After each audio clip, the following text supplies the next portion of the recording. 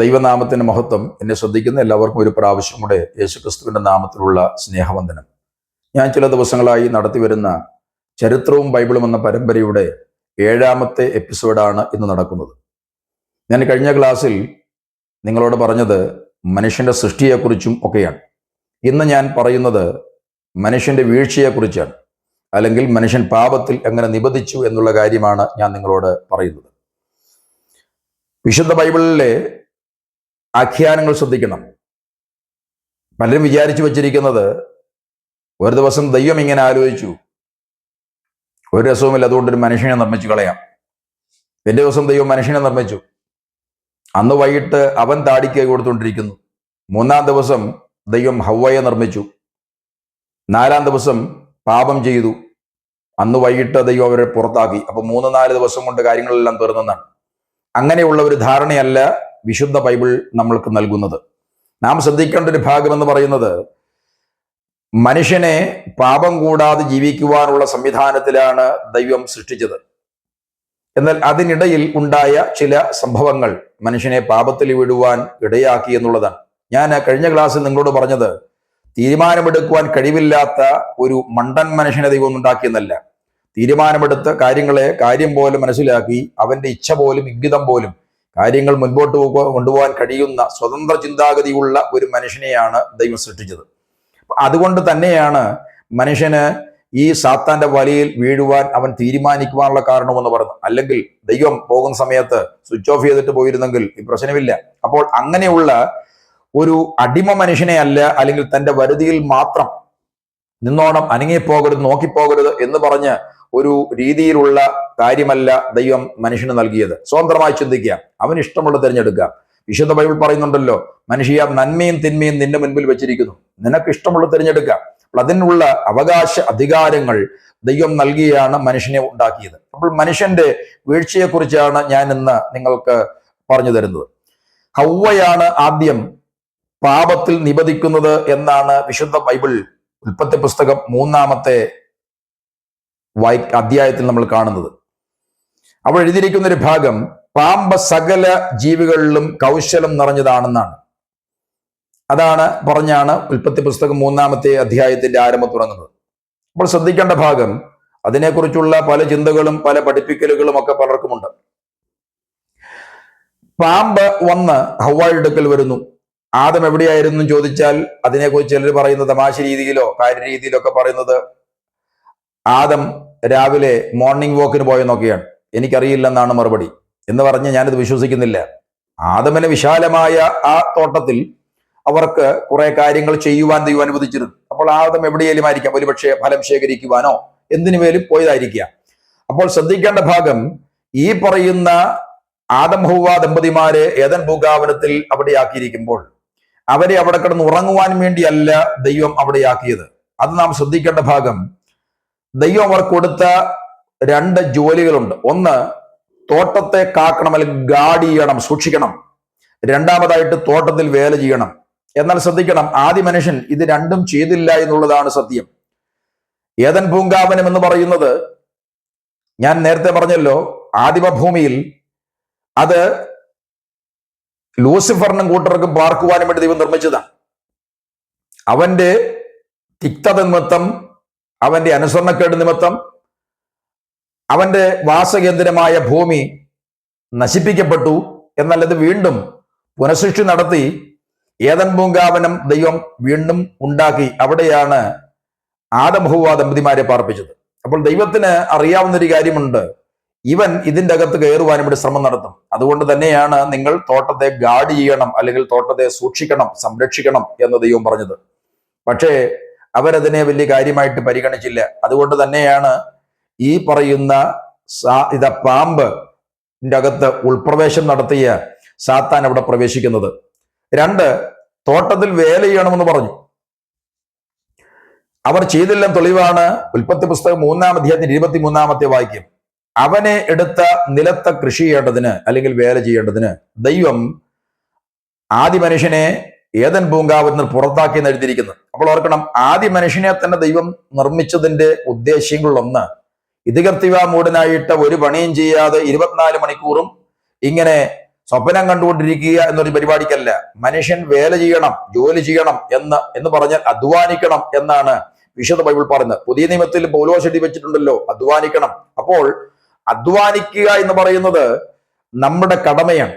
24 മണിക്കൂറും ദൈവം ഉറങ്ങുകയാണെന്ന് ആരും വിചാരിക്കരുത്. ഗോഡ് ഈസ് അറ്റ് വർക്ക്, അല്ലെങ്കിൽ ദൈവം പ്രവർത്തന നിരതനാണ്. അങ്ങനെ പ്രവർത്തന നിരതനായ ദൈവത്തിന്റെ സൃഷ്ടിയായ, അല്ലെങ്കിൽ ദൈവത്തിന്റെ സൃഷ്ടിയുടെ മകുട ഉദാഹരണമായ മനുഷ്യൻ ഒന്നും ചെയ്യാതെ, ഒരു പണിയും ചെയ്യാതെ രാവിലെ മുതൽ വൈകുന്നേരം വരെ ആകാശത്തെ നോക്കിയിരിക്കുക എന്ന് പറയുന്ന ഒരു കാര്യമല്ല ദൈവം ആഗ്രഹിക്കുന്നത്. അപ്പോൾ വേല ചെയ്യണം, അല്ലെങ്കിൽ ജോലി ചെയ്യണം. അവനവനെ ഏൽപ്പിച്ച ജോലികൾ, അല്ലെങ്കിൽ അവനവനെ കഴിവ് ദൈവം നൽകിയതനുസരിച്ചുള്ള വ്യത്യസ്തമായ ജോലികൾ അത് ചെയ്യുവാനാണ് ദൈവം ആഗ്രഹിക്കുന്നത്. ഇവിടെ മനുഷ്യന്റെ വീഴ്ചയെക്കുറിച്ച് ശ്രദ്ധിക്കുമ്പോൾ, അവിടെ തോട്ടത്തിൽ പ്രവേശിച്ച ആ പാമ്പ് ഹവ്വയോട് സംസാരിക്കുന്ന ഭാഗം നിങ്ങൾക്കറിയാം. ഹവ്വയോട് സംസാരിക്കുമ്പോൾ നാം ഒരു കാര്യം മനസ്സിലാക്കണം, ഹവ്വയ്ക്ക് യാതൊരു അതിശയമുണ്ടായില്ല. ഇന്ന് നമ്മുടെ അടുക്കൽ ഒരു പാമ്പ് വന്ന്, അല്ലെങ്കിൽ ഒരു യോഗം നടക്കുകയാണ്, അല്ലെങ്കിൽ രണ്ടുപേരും വർത്തമാനം പറഞ്ഞുകൊണ്ടിരിക്കുകയാണ്, അല്ലെങ്കിൽ ഒരാൾ ഒറ്റയ്ക്കിരിക്കുകയാണ്, അവിടെ ഒരു പാമ്പ് ഇഴഞ്ഞു വന്നിട്ട് എന്തുണ്ട് വിശേഷം, സുഖമായിട്ടിരിക്കുന്നോ, കാര്യങ്ങളൊക്കെ നടക്കുന്നുണ്ടല്ലോ, വീട്ടിലെ ജോലിയൊക്കെ തീർത്തോ എന്നൊക്കെ ചോദിക്കുമ്പോൾ നമ്മൾക്ക് അതിശയമുണ്ടാകും. കാര്യം ഈ പാമ്പ് സംസാരിക്കുന്നു. പക്ഷേ ഈ ഹവ്വയ്ക്ക് പാമ്പ് സംസാരിച്ചിട്ടും യാതൊരു അതിശയവും തോന്നിയില്ല.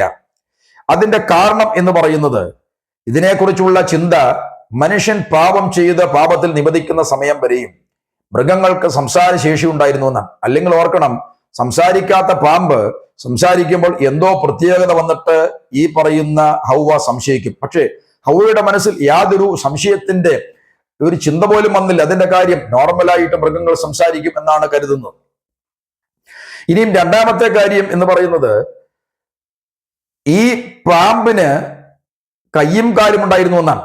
അതുകൊണ്ടാണ് പാമ്പിനെ ശപിക്കുമ്പോൾ ഉൽപ്പത്തി പുസ്തകം 3-ാം അധ്യായത്തിൽ 14-ാമത്തെ വാക്യത്തിൽ ദൈവം പറഞ്ഞ ഭാഗം രേഖപ്പെടുത്തിയിരിക്കുന്നത്, നീ ഉരസുകൊണ്ട് ഗമിച്ച് ഭൂമിയിലെ പൊടി തിന്നും. ഉരസുകൊണ്ട് ഗമിക്കുന്ന ഒന്നിനോട് ശാപവകയിൽ എന്തിനാണ് പറയുന്നത് നീ ഉരസുകൊണ്ട് ഗമിക്കും എന്ന് പറയുന്നത്? പഴയകാലം നമ്മുടെ നാട്ടിലൊക്കെ പറയുമായിരുന്നു, നല്ല കാലത്ത് ഗതി പിടിക്കുമെന്ന്, അല്ലെങ്കിൽ ഗുണം പിടിക്കുമെന്നൊക്കെ. അപ്പൊ നല്ല കാലത്തല്ല പിന്നെ എന്താണ് ഗതി പിടിക്കുന്നത്? അപ്പോൾ ഓർക്കണം, ഈ പറയുന്ന രീതിയിൽ ഒരു സാധാരണ വർത്തമാനമല്ല ദൈവം പറഞ്ഞത്. നീ ഉരസുകൊണ്ട് ശാപമാണെന്ന് ഓർക്കണം.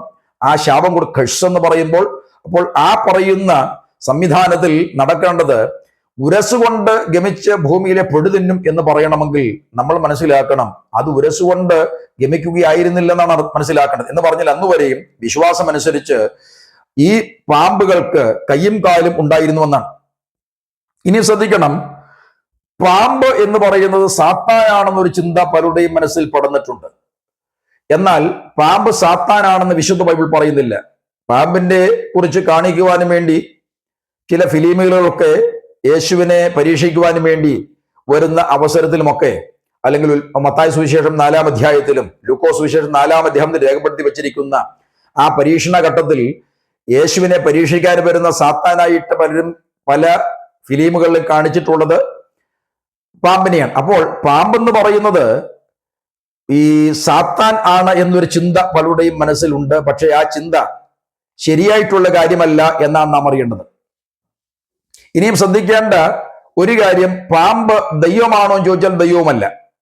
എന്ന് പറഞ്ഞാൽ പല സ്ഥലങ്ങളിൽ, കേരളത്തിൽ ഉൾപ്പെടെ മണ്ണാറശാലയിലും അതുപോലെയുള്ള ചില സ്ഥലങ്ങളിലുമൊക്കെ പാമ്പിനെ ദൈവമായിട്ട് ആരാധിക്കുന്നുണ്ട്. അവിടെ മാത്രമല്ല, പല കാവുകളിലും മറ്റും ഈ പാമ്പിനെ, അല്ലെങ്കിൽ പാമ്പിന്റെ പ്രതിഷ്ഠ വെച്ച് പാമ്പിന് വേണ്ടത് കൊടുക്കുക എന്നൊക്കെ പറഞ്ഞുകൊണ്ട് ഉള്ള ആരാധിക്കുന്ന രീതിയൊക്കെ ഉണ്ട്. എന്നാൽ നിങ്ങൾ ശ്രദ്ധിക്കണം, പാമ്പ് സാത്താനുമല്ല, പാമ്പ് ദൈവവുമല്ല. അപ്പോൾ ഈ രണ്ട് ചിന്തകൾ നമ്മുടെ മനസ്സിൽ നിന്ന് മാറ്റണം. ഏദൻ തോട്ടത്തിന്റെ നടുവിൽ നിന്നിരുന്ന നന്മ തിന്മകളെ കുറിച്ചുള്ള അറിവിന്റെ വൃക്ഷഫലം എന്ന് പറഞ്ഞാൽ ട്രീ ഓഫ് നോളജ്, അറിവിന്റെ വൃക്ഷം, ആ വൃക്ഷത്തിന്റെ ഫലം തിന്നരുത്, തിന്നുന്ന നാളിൽ നീ മരിക്കുമെന്ന് ദൈവം കൊടുത്ത ഒരു കൽപ്പന മനുഷ്യനുണ്ട്. എന്നാൽ ഈ സാത്താൻ ഉൾപ്രവേശം നടത്തിയ പാമ്പ് വന്നിട്ട് ഹവ്വയോട് ചോദിക്കുന്ന ഒരു ചോദ്യമുണ്ട്, ഈ തോട്ടത്തിലെ യാതൊരു വൃക്ഷത്തിന്റെയും ഫലം നിങ്ങൾ ഭക്ഷിക്കരുത് എന്ന് ദൈവം വാസ്തവമായി നിങ്ങളോട് കൽപ്പിച്ചിട്ടുണ്ടോ? പക്ഷേ അതിന്റെ മറുപടി അല്പം കടത്തിയാണ് ഹവ്വ പറഞ്ഞത്. തോട്ടത്തിന്റെ നടുവിൽ നിൽക്കുന്ന വൃക്ഷത്തിന്റെ ഫലം തിന്നുകയും തൊടുകയും അരുത് എന്ന് ദൈവം പറഞ്ഞിട്ടുണ്ട്. പക്ഷെ നിങ്ങൾ ശ്രദ്ധിക്കണം, ദൈവം ആ വൃക്ഷത്തിൽ തൊടലെന്ന് പറഞ്ഞിട്ടില്ല.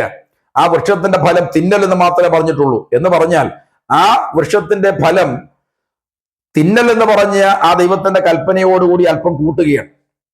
അതിന് മനുഷ്യന് അവകാശമില്ല. അപ്പോൾ കൃത്രിപ്പ് പറഞ്ഞപ്പോൾ ഈ സാത്താന് മനസ്സിലായ ഒരു കാര്യമുണ്ട്, ഈ സ്ത്രീയുടെ അടുക്കൽ തന്റെ വിദ്യകളെല്ലാം ഫലിക്കും.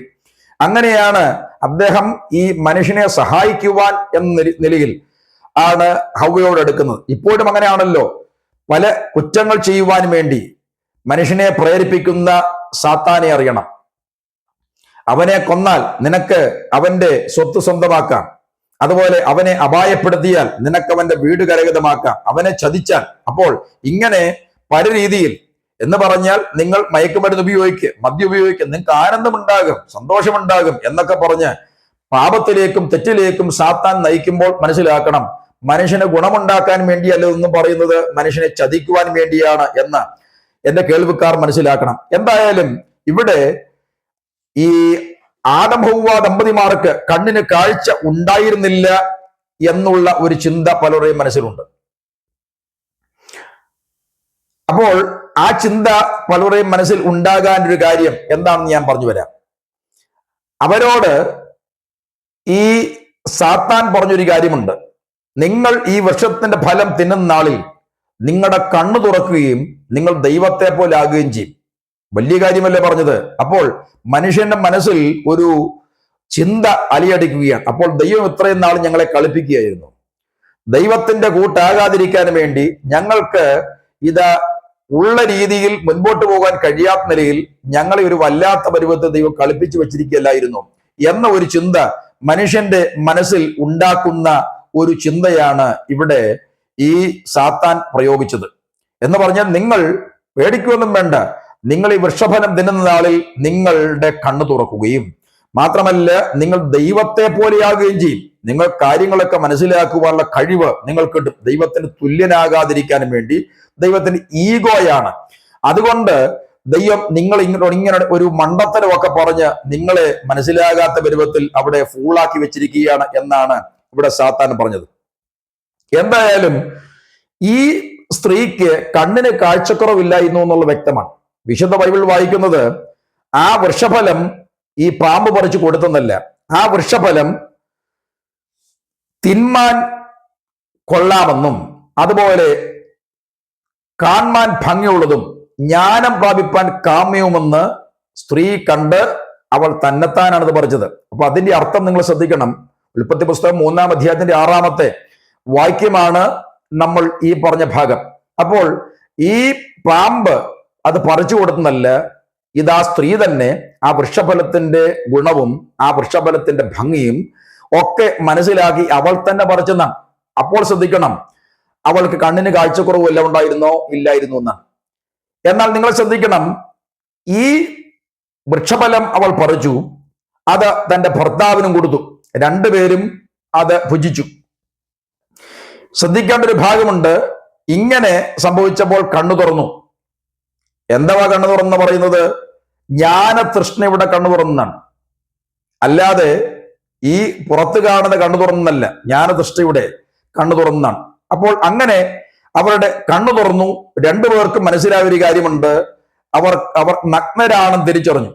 ഉൽപ്പത്തി പുസ്തകം 2-ാം അധ്യായത്തിന്റെ അവസാനത്തെ ഭാഗത്ത് രേഖപ്പെടുത്തി വെച്ചിരിക്കുന്നത് അവർ ഇരുവരും നഗ്നരായിരുന്നു, അവർക്ക് നാണം തോന്നിയില്ലെന്നാണ്.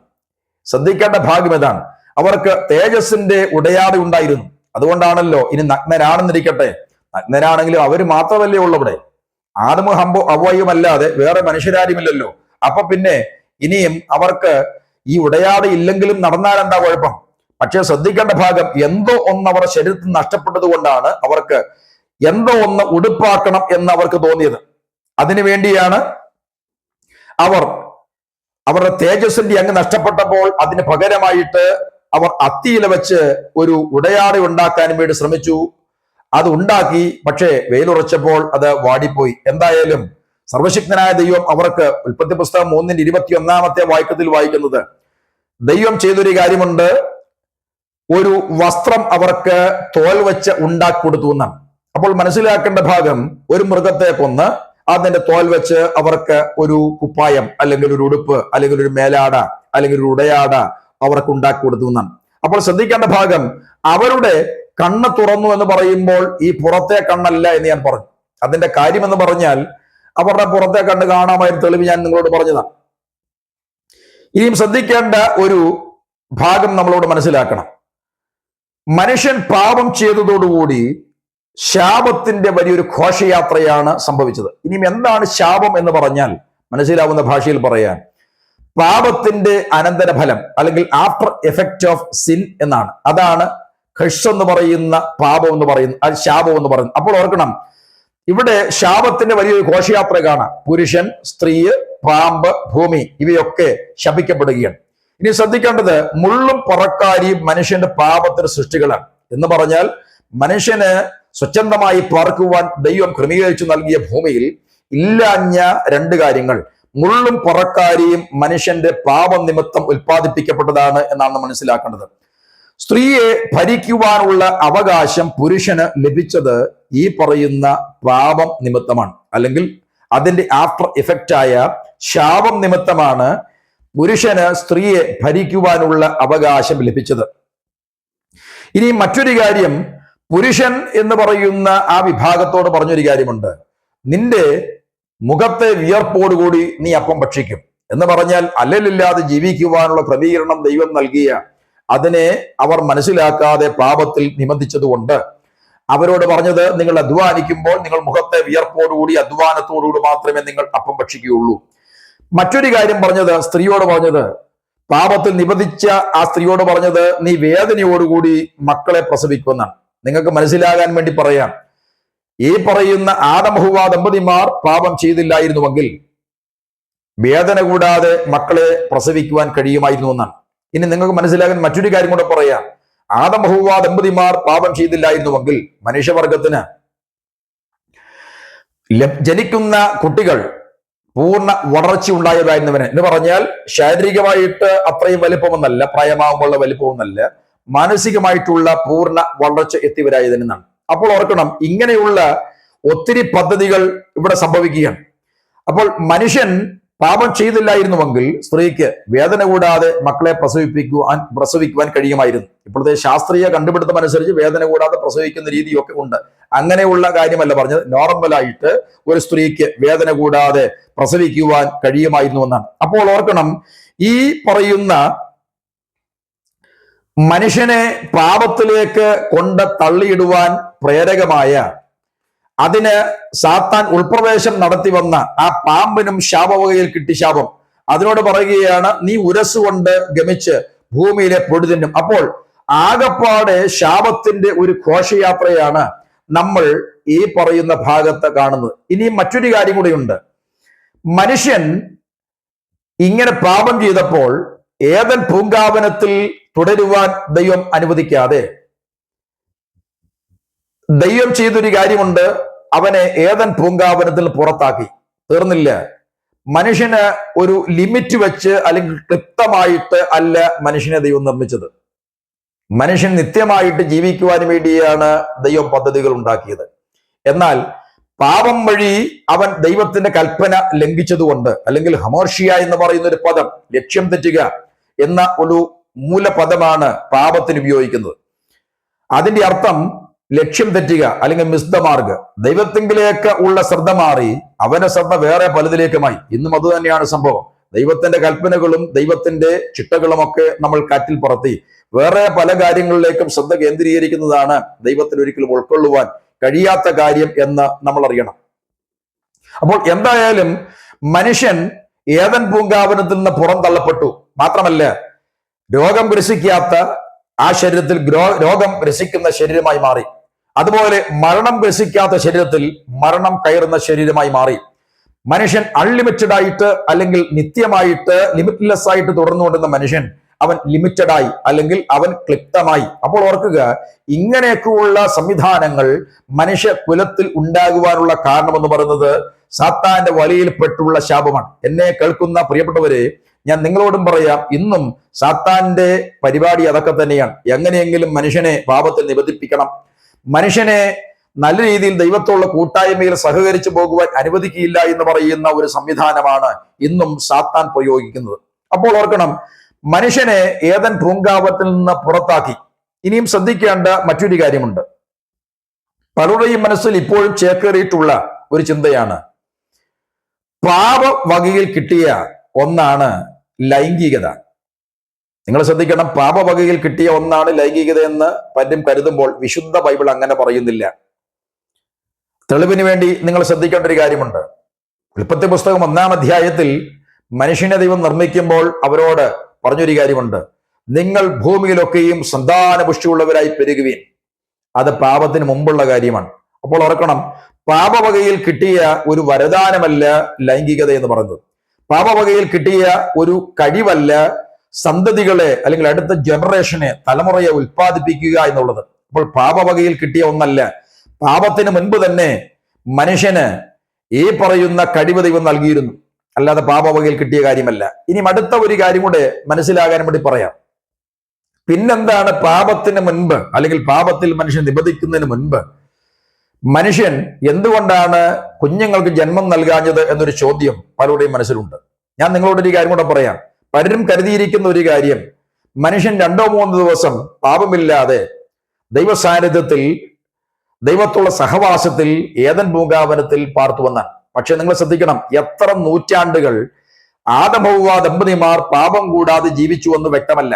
അല്ലാതെ 2-3 ദിവസത്തെ ഒരു ചെറിയൊരു പ്രോഗ്രാം അല്ലായിരുന്നു പാപമില്ലാതെ ജീവിക്കുക എന്ന് പറയുന്നത്. അപ്പോൾ എത്ര നൂറ്റാണ്ടുകൾ മനുഷ്യൻ പാപമില്ലാതെ ജീവിച്ചു എന്ന് വ്യക്തമല്ല. അതുകൊണ്ട് തന്നെ മനുഷ്യൻ ഉണ്ടായിട്ട് 6000 വർഷമേ ആയുള്ളൂ എന്ന് ബൈബിൾ പറയുന്നു എന്ന് ചിലരൊക്കെ പറഞ്ഞ് ഞാൻ കേട്ടിട്ടുണ്ട്. പക്ഷെ ബൈബിൾ അവിടെ നിശബ്ദമാണ്.